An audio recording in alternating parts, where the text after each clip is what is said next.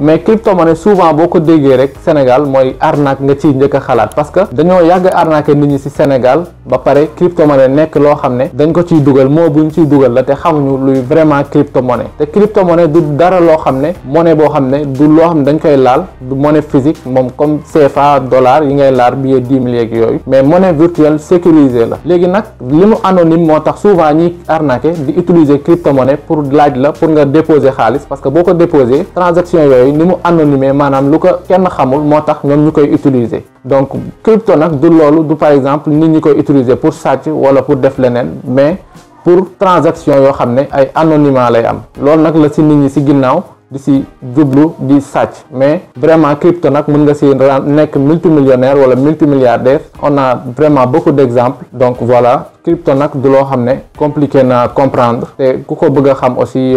boo suivre vidéo yi di nga comprendre. salaamaaleykum mbokk internet yu Ali Vision TV ñu ngi leen di leen jaajëfal bu baax a baax di rafetlu ànd bi ngeen ànd ak ñun à chaque fois comme ni ñu koy defee seen émission préférée ñëwaat na di visionnaire en action ni ñu koy defee saa su ne di xool les jeunes visionnaires ñu leen di invité daal leen am ak ñoom waxtaan ci seen domaine bi nga xamante ni ñu ci daal di yëngatu ñu daal ci waxtaan ak ñoom ñu àndeen ñu ay leeral daal ci wax lu jëriñ li nga xamante ni moom moo di jeunesse bu Sénégal ni ñu koy defee nag tey ñu ngi suñu beneen numéro dalal suñu beneen gan ci domaine bi nga xamante ni ci lay daal di yëngu ñu fas yéene ci am ak moom waxtaan bu yaatu tey ñu dalal Boubacar ñu gën ko xam ci Wolof Tuto moom lañu dalal tey fas yéene am ak moom waxtaan bu yaatu laata loolu Boubacar dañ lay bàyyi nga daal nuyoo. salaamaaleykum maa ngi nuyu mbokku internet yi di nuyu ñëpp ñu seetaan chaîne bi donc comme ni ngeen ko xamee tey man maa invité émission bi donc man ñu ngi ma xam ci Wolof Tuto sama vrai tour mooy Boubacar ñu ma xam ci wàllum crypto-monnaie ak business en ligne lépp luy wàllum business donc tey nag damay ñëw wax leen aussi ci wàllum business yu bëri selon les questions posées. jaajëfal ko bu baax a baax ni ñu koy gisee rek suñu grand numéro de visionnaire en action di dalal ay jeunes yoo xamante ni sont des visionnaires am nañ njëriñ li nga xamante ni moom moo di askan bi rawatina la jeunesse sénégalaise Boubacar ñu gën ko xam ci Wolof Tuto ci ay vidéo yoo xamante ni mi ngi koy def sur YouTube sur TikTok donc mu nekk loo xamante ni lu am njëriñ la tey ñu dalal ko ñu gën a yaatal ci li nga xamante ni moom mooy domaine bi mu yëngatu wàllum business ci gën ko xam ci tamit ñu waxtaan ak moom aussi ci wàllum YouTube business en ligne bi na nga mën a def ba am xaalis ak yu ni mel mu nekk loo xamante ni war na mën a amal askan bu Sénégal rawatina la jeunesse sénégalaise daal di njëriñ donc tey ñu fas yéene démarrer ak moom Boubacar fas yéene waxtaanee lu jëm ci wàllum business mu nekk sa domaine aussi donc laaj bi ci tudd carrément dañuy ku la xam la ci genre vidéo yi ngay def sur YouTube du moins donc dañuy expliquer de manière générale lan mooy business. bon business nag moom mooy loo xam ne nit ki daf ko entamé ci propriété am par exemple loo xam ne dina ko mën a rapporter de l'argent que ce soit en ligne wala physiquement donc amoo ni si man noonu laay xam ne business mooy loolu. mais souvent nag Sénégal bu fekkee nit ki da nga ko wax wàllum business rek day ñëw yaakaar ni man dama war a xool ne xaaral ma def lii xaaral ma jënd lii xaaral ma jaay lii parce que souvent business su jënd ak jaay lañ ko yemale alors que wàllum business du ci wàllum jënd ak jaay kese am na yeneen business yu bëri comme liggéey ci internet bi wala di def ay guide ci internet bi. donc ñu wax tout à l'heure ci wàllu li nga xamante ni moom moo di business nga wax que ni te d'habitude loolu mooy am Sénégal bu ñu waxee rek dañu fokk ni wàllum jënd ak njaay la soit ci ligne bi la soit en ligne soit dañ koy def physiquement donc yow tamit nga expliqué ni d'habitude yi ngay def ci en ligne wala internet yu ni mel donc loolu gën ñu ci leeral aussi. waaw donc bu ma waxee guider nit ñi en ligne ça veut dire que par exemple pour guider nit ñi en ligne war nga mën a créer benn business boo xam ne selon sa yow li ngay def. créer benn plateforme juste exemple laa leen di jox nga créer benn plateforme boo xam ne par exemple nit ñi dañuy wër nan la ñuy wutee ay appartement Dakar wala zone bi nga nekk ça dépend léegi nag yow fexe nga ba développer benn compétence ba créer benn plateforme boobu nga créer nit ki buy wër appartement wala logement ak fu mu mënti nekk loolu moom dimbali nga ko te en retour dina la ci fay te di nga ci gagner xaalis donc business yi nag bëri na ci internet bi te yaatu na loolu ak si loo mënti def mën nga ko créer en ligne sans pour autant nga déplacer wu. d'accord donc daal na leer mu jëm ci mbir moomu donc yan différentes business aussi tamit nga ñu mën a baax xel nga ñu mën a wax yoo xamante ni si ni jeunesse mën na ko def soit surtout li nga xamante ni moom moo di côté en ligne bi. bon man toujours nag pour dire dama naan chaque jour même sama vidéo yi je suis pas un conseil financier mais toujours samay propre expérience lay présenter même sur ma chaîne YouTube. donc mais pas mal de business qui marche sur internet et même man dama koy pratiquer par exemple les business les plus basiques ba si business yoo xam ne ñoo gën a kawe. Donc business yu gën a basique si ma leen di baaxee mooy par exemple création de contenu comme ñun lu ñuy def nii di créer ay vidéo yomb na te loo xam ne metti na du ma ne yomb na sax mais dina nekk loo xam ne accessible na à tous parce que koo gis mu ngi yor téléphone wala mu ngi yor mini ordinateur loo xam ne mën na koo utiliser pour mën a def création de contenu. Yeneen business nag yoo xam ne mën nga koo utiliser mooy par exemple nga dem inscrire ci ay sites yoo xam ne comme Fiverr parce que moom laay mentionné moom mooy site bi nga xam ne j'ai utilisé ça plusieurs années pour pouvoir trouver de l'emploi. Même dama dul woon dem fenn toog suñu kër juste yor sama ordinateur di poster ay par exemple ay traduire ay textes ñu ma ciy fay ay $10 par jour c'est pas loo xam ne bëri na mais quand même mën na la résoudre lu bëri. Donc voilà bi am na yeneen aussi business yu gën a kawe mais ku ko bëgg a xam aussi yaakaar naa bu ñu suivre ci chaîne bi dinañ gën a yaatal foofu. ok d'accord donc daan nañu am solo nga ko déggee noonu bon. wàllum business la ñu daal di desandi ba tey ku la xam tamit xam nga ci business aussi tamit ngay wax ci lu bëri ci wàllum crypto monnaie donc loolu ñu bëri comprendre ñu. mën ngeen expliquer comme ça ñu gën a xam le concept. waaw donc nag loolu moom dama ciy sawar a wax parce que man sax ku ma xam dëgg fi mu ne nii ci wolof tuto bi xam ma ci wàllum crypto monnaie mais crypto monnaie souvent boo ko déggee rek Sénégal mooy arnaque nga ciy njëkk a xalaat parce que dañoo yàgg arnaquer nit ñi ci Sénégal ba pare crypto monnaie nekk loo xam ne. dañ ko ciy dugal moo bu ñu ciy dugal la te xamuñu luy vraiment crypto monnaie te crypto monnaie du dara loo xam ne monnaie boo xam ne du loo xam ne dañ koy laal du monnaie physique moom comme CFA dollar yi ngay laal billet 10 000 yeeg yooyu mais monnaie virtuelle sécurisée la léegi nag li mu anonyme moo tax souvent ñi arnaqué di utiliser crypto monnaie pour laaj la pour nga déposer xaalis parce que boo ko déposer transaction yooyu ni mu anonymé maanaam lu ko kenn xamul moo tax ñoom ñu koy utiliser. Donc crypto nag du loolu du par exemple nit ñi koy utiliser pour sàcc wala pour def leneen mais pour transaction yoo xam ne ay anonymat lay am loolu nag la ci nit ñi ci ginnaaw di ci jublu di sàcc mais vraiment crypto nag mën nga ci nekk multimillionnaire wala multimilliardaire on a vraiment beaucoup d'exemples donc voilà crypto nag du loo xam ne compliqué na comprendre te ku ko bëgg a xam aussi boo suivre vidéo yi di nga comprendre. D'accord mu jëm ci mbir moomu pratique bi ñu bëri parce que yaa ko wax tout à l'heure lu jëm ci mbirum internet sax pas crypto kese mais lu ci bëri dañuy foog ni mbirum li nga xamante ne moom moo di arnaque la donc nan lañ mën a def ba mën a mucc ci arnaque yooyu noonu. waaw pour mucc ci ay arnaque yi nag dina xaw a jafe loolu parce que par exemple ñu bëri mën nañ bañ a gis vidéo bii nii ngeen seetaan pour mucc ci ay arnaque yi nag souvent bu dee ay wàllum crypto ku la mës a wax ci internet bi. da ngay commencer di gagner xaalis te gis naa ko ci internet bi lu bëri yoon ci Instagram muy Facebook damay gis ay publicité ñu naan offre d'emploi naan la ñëwal liggéey dugal la ci benn site ngay def ay tâches tous les jours bu yàggee ñu ne la déposer xaalis déposer en crypto pour mën a continuer di liggéey te doo mus a fayeeku boo xësee ba déposer sa xaalis dañuy daw donc moytu leen genre site yooyu noonu ak lépp loo xam ne wàllum crypto la te amul benn loo xam ne preuve boo xam ne gis ngeen kenn def ko. D'accord donc daal na am solo mu jëm ci li nga xamante ni moom moo di wàllum crypto monnaie naka lañ mën a def ba daal di mucc ci li nga xamante ni si moom moo jëm ci wàllum li nga xamante ni si moom moo di arnaque yi ci internet bi donc laata loolu ñu gis tamit nga yëngatu ci li nga xamante ni si nii moom moo di YouTube aussi du yow kese mais ñu bari ci jeunesse sénégalaise bi ay youtubeurs yoo xamante ne dañ lay wax que ni jeunesse sénégalaise bi bien sûr mën na ci daal di gagner li nga xamante ni moom moo di xaalis ndax yow da ngay confirmer loolu nekk na lu am njëriñ loo xamante ni mën na leen di fournir. waaw donc loolu nag dama koy confirmer bu baax parce que grâce à YouTube même bu fekkee YouTube li mu mettre en place pour gagner xaalis mooy monétisation YouTube bi même bu dul monétisation bi YouTube mettre en place grâce à YouTube mën nga am nit ñoo xam ne mën nañ la ci contacter pour nga gagner ci xaalis. Par exemple, plusieurs de mes business viennent de YouTube. Je vous explique comment. Maanaam par exemple nit yàgg na ma contacter pour ay achat de crypto wala ay vente de crypto ci ay sommes yu énorme ay $100,000 te dama koy gérer grâce à YouTube nga xam ne xam naa ci ñu bëri te grâce à YouTube tax na may def aussi ay business yu bëri même bu dul monétisation YouTube bi YouTube dina ma rapporter ay revenus ci yeneeni anam.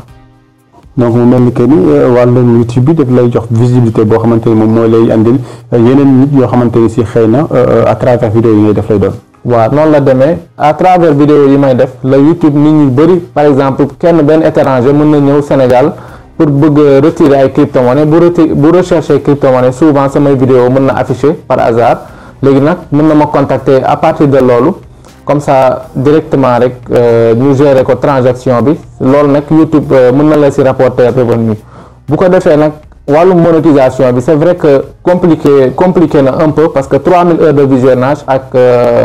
1000 abonnés yi grawul mais 3000 heures de visionnage yombul am ci ñu bëri parce que par exemple nit ñi seetaan vidéo yi buñ ko seetaanee 3000 heures ci durée biñ la jox xaw ma 9 mois la xamatuma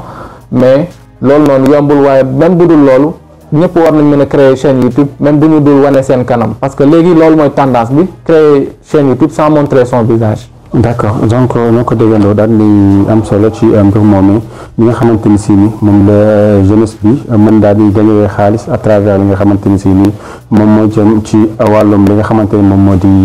internet rawatina li nga xamante ni si ni moom moo jëm ci wàllum YouTube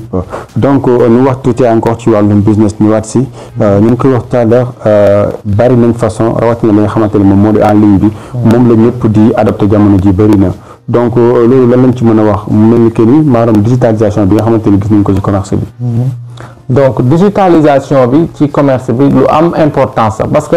dina may ñu bëri parce que souvent da ngay gis nit ki day am magasin am toog benn place toog suba ba ngoon ñuy romb ci surtout zone bu mu nekk bëriwul nit ñuy romb du ñu bëri donc internet dina permettre dina vendre ay produits am bu fekkee côté vente la nekk bu nekkee kuy proposer ay services par exemple. benn menuisier boo xam ne da doon defar ay lal moom proposer ay services lay def donc bu publier ay genre yooyu noonu internet dina ko dimbali mu commencer di gën a élargir business am depuis souvent nag TikTok bi am na visibilité Sénégal parce que TikTok Sénégal moom koo gis bu ngi toog ci téléphone am di TikTok donc TikTok bi aussi y a vraiment beaucoup de potentiel à l'utiliser pour le business en ligne. d'accord donc c'est bien ba tey wàllum li nga xamante ni moom moo di business en ligne boobu la ñu daal descendi bu jëm ci mbirum digitalisation bi mu mel ni que ni aussi mën nañu wax que ni sànq wax nga ci avantage yi. d'après li nga wax noonu yan avantage aussi lañ ci mën daal di am muy digitalisation bi. waaw digitalisation bi nag avantage yi nga ci mën a am bëri na parce que da lay rapporter plus de clientèle loolu rek avantage bu rëy la ci sa liggéey en plus sa visibilité day gën a yokk. plus de clientèle égale plus de visibilité te même bu dul internet bi sax boo xasee ba am benn client ci internet surtout nag lu gën a am importance lu may gën a souligner mooy sérieux nit kuy liggéey ci internet foog nga sérieux parce que boo sérieux kenn bu ñëwee rek mentionné ni sa tur yow da nga ko par exemple liggéeyal lii wala lii sans pour autant nga def lii donc bu la waxalee affaire yu négatif rek boo moytuwul sa réputation dafay yàqu donc peut-être balaa ngaa continuer tam ci internet dina doon lu jafe moo tax internet ku ci nekk da nga ci nekk ak jub. donc avantage yi nag moom mooy dina rapporter plus de clients ak visibilité bi day gën a yokk te visibilité bi buy gën a yokk da ngay sa revenu aussi day gën a yokk. d'accord c'est bien après avantage yi donc bokk yi surtout loolu ci ñu bëri ragal sax muy inconvénients yi nga xamante ni ko ciy gis mu bëri trop. waaw donc inconvénients yi nag tamit bëri na trop parce que inconvénient bi ci njëkk te nga xam ne ñëpp moom la ñuy jànkoonteel mooy ñàkk a xam bi par exemple ñàkk a xam utiliser internet inconvénient bu rëy la. souvent nit ñi du ñu wóolu par exemple Sénégal fii boo leen doon defarloo benn affaire par exemple nga ne leen da nga leen di booster seen page Facebook nga ne leen 100 000 francs dañ naan non lii jaru ko xaaral ma dem jënd sama carte seetaan benn vidéo wolof ci wala benn kii nan la ñuy booster Facebook def ko alors que loolu noonu souvent du nekk avantage parce que nit ko nekk ak liggéeyam par exemple ñuy booster Facebook wala ñuy def ay affiche ak yooyu noonu seen liggéey la donc bu fekkee da ngay defal sa bopp yenn yi souvent da ngay gaspiller sa xaalis rek te doo dem fenn loolu nag inconvénient la te internet aussi inconvénient yi bëri na comme am na ñoo xam ne mën nañ la perdre loo sa temps ci lu bëri comme ñoo xam ne par exemple dañ lay contacter juste pour perdre loo sa temps mais loolu nag du ma ko wax sax inconvénient parce que am na ñoo xam ne mën nañ la contacter pour liggéey wala pour leneen buñ la contacter tey mën nañ toog ay 1 an doog a soxla sa service donc voilà. d'accord donc ñoo ko daal di déggandoo mu jëm ci mbirum li nga xamante ni moom mooy avantage yi nga xamante ni si ni gën nañ ko am ci digitalisation muy commerce en ligne bi nga xamante ni si jamono ji daal nay nekk lu bëree bëri ci li nga xamante ni si ni moom moo di dëkk bi la ñu bëri di ci daal di yëngatu donc à part li nga xamante ni moom moo jëm ci mbirum digitalisation bu commerce boobee maanaam commerce en ligne bi mën nañ ñëwaat ba tey ci li nga xamante ni si ni moom moo jëm ci li nga xamante ni moom moo di wàllum business donc dañ ciy gis ni da ciy dugg des fois que ni dañ koy dégg d'habitude risque yi ñu ciy wax wala mën nañ ko tuddee sax man benn côté que ni c'est un peu risqué la ñuy wax quoi mais d'habitude dañuy wax que ni risque ak li nga xamante ni moom moo di business moom moo ànd donc loolu lan lañu si mën a wax parce que d'habitude dangay gis que ni da ngay taxaw ak nit bëgg naa dugg ci li nga xamante ni moom moo di commerce mais li mu lay wax mooy que ni ren il faut que ngay jël ay risques. bon man nag pour man toujours comme dama koy wax même dernière vidéo bi ma def sax wax naa ko si. man business sans risque. pan yaakaar naa ni du business parce que business moom boo mënti gis bépp nit bu mu taxawal même jaay ay xar dafa am risque jaay ay ginaar dafa am risque loo mënti gis dafa am risque mun nga commander ay produits ay dàll produits yi du nekk dàll yu baax donc business moom sans risque mënul ñàkk te ku dul jël risque aussi doo mës a progresser parce que boo toogee imaginel yow da ngay préférer toog chaque jour naan su ma yëgoon def wala au moins nga essayer une fois ci sa dund yow lan nga ci préférer yow miy seetaan vidéo bi donc man yaakaar naa ni yow directement da ngay préférer jël risque pour autant que nga toog toujours une vie sans pour autant tester ngay rëccu naan su ma yëgoon man yaakaar naa nit ki ak loo mënti mel essayel boo yoree benn 100 000 francs lancer sa business ak domaine bu mu mënti doon souvent aussi nit ñi dañuy am problème di lancer ay business ak yooyu noonu mais nag lancer leen seen business yi ak looy mën a xalaat. d'accord donc mu mel ni que ni géej nañ ko bu nga def business foog nga jël li nga xamante ni si nii moom moo di ay li nga xamante ni moom moo di risque mais risque tamit mais pas risque la ñuy wax mais waxuñu aussi li nga xamante ni moom moo di parce que bëri dañuy wax que ni risque mais dafay jege un peu truand daf koy xaw a jege des fois parce que da ngay gis nit waxal loolu day def sax yëfu truand mais daf lay wax que ni foog ngay jël risque pour mën a ñeme business bi. waaw loolu dëgg la parce que ñu bëri par exemple ci wàllum trading ak yooyu noonu nag moom moo ëpp ay triant du ma leen ko nëbb parce que souvent samay abonné dañ may waxal ci wàllum trading j'ai toujours dit que man je suis pas un trader professionnel man je trade pour moi-même je prends mes risques pour moi-même en plus internet bi dafa bëri ay ñoo xam dañoo triant te ñoo xam ne xaw ma sax nan laa koy waxee mosoo leen gis vraiment fu ñu leen wanee cours bu trading da ngay toog ñu naan oui je suis un trader j'ai fait ceci cela musoo leen gis ñu toog ci ordinateur di trade am na ay góor am na ay jigéen te ci Sénégal lañ nekk juste ay wane leen une vie de rêve du ma wax ni nag c'est tout le monde mais la plupart c'est comme ça ba pare topp leen naa leen oui prenez des risques ceci c'est ça attention parce que nit ñëpp duñu yamuñu donc am na ñoo xam ne dañuy ñëw pour par exemple faire semblant de vous apprendre des trucs alors que vraiment jàngaluñ leen dara perte loo leen seen xaalis parce que man mii mënoon naa def par exemple ne leen oui venez faire du trading wan leen ay auto ay ordinateur lu ngeen bëgg gis ma wan leen ko juste pour fëkk seen bët après si ginnaaw ma inscrire woon leen si plateforme yoo xam ne da ngeen di def ay trading perte bu ngeen def dama si am ay gain donc nit ñu bëri nag dañu leen di perte loo seen temps te xool ki ngay suivre baax na loolu lépp si risque la bokk. d'accord donc ñoo ko daal di déggandoo ci li nga xamante ni si ni moom moo jëm ci wàllum business bi naka la war daal di demee ba ci li nga xamante ni si moom moo di crypto bi avantage yu nga xamante ni am nañ ko ci commerce en ligne des inconvénients ak li nga xamante ni si moom moo jëm ci wàllum risque yi nga xamante ni mën nañ ko daal di jël ci lu jëm ci wàllum commerce en ligne bi donc j'espère que ni heure bi léegi mu daal di jot donc de manière générale dañuy ramasser laat un peu ci wàllum business même fekkee un conseil boo xamante ni yaa ngi koy jox la jeunesse. bon man nag li ma leen di wax ci wàllum business bëri na dama leen wax rek lu ma leen njëkk a wax mooy ngeen xool business bu ngeen di lancé wu te lu gën a jafe nag mooy nit ki Sénégal koo wax ni par exemple mën na xëy suba ba ngoon di nekk si téléphone am te ay jours di répéter même routine bi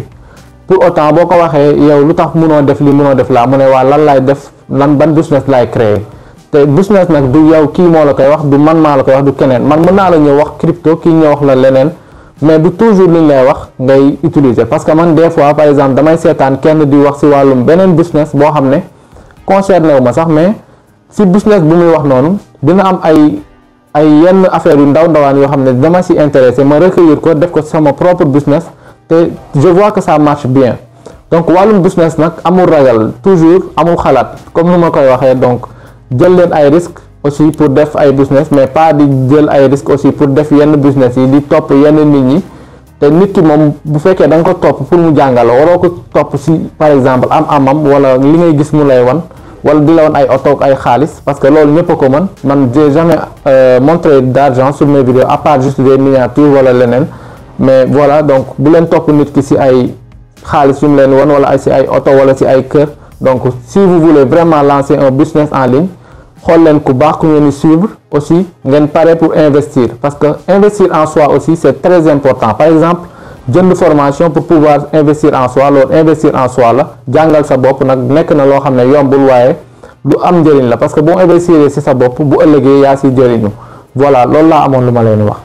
D'accord, merci beaucoup daal nañu am solo et c'était important aussi donc da ngay bàyyi nga daal di tàggatoo ak gars yi. bon maa leen di wax nag ngeen abonné wu ci chaîne bi voilà te xam naa peut-être dans une prochaine future dinañ mës a defaat beneen vidéo ci chaîne bi incha allah donc merci. jërëjëf merci beaucoup Olof Tuto te mu leen daraloon ngeen xam ko aussi ci YouTube mu fay def yu am solo ci sa chaîne YouTube aussi TikTok mën nga koy dem ngeen topp ko foofu noonu mu nekk ci Olof Tuto aussi dina daal di am solo ci li nga xamante ni moom moo di cours yi ñu daal di joxe foofu ci lu jëm ci wàllum business ak li nga xamante ni moom moo am yu mel noonu donc mu ngi leen suivre ko foofu noonu c'est important donc tey li ngeen andiloon ci beneen numéro bu li nga xamante ni moom moo di Visionnaire en action sur Ali Vision TV comme ni ñu koy defee saa su ne di dalal ay jeunes yoo xamante ni si nii lu ñuy def am na njëriñ dalal ay jeunes yoo xamante ni si sont des visionnaires waxtaan ak ñoom ci domaine yi nga xamante ni si dañuy daal di yëngu ngir rek ñu daal koy mën a partager boobee les connaissances ak li nga xamante ni moom moo di center yu jeunesse sénégalaise bi donc tey li ñu andi doon jaajëfal leen bu baax a baax ci yàlla bi ñu daan def ñun jox leen dig daje très prochainement.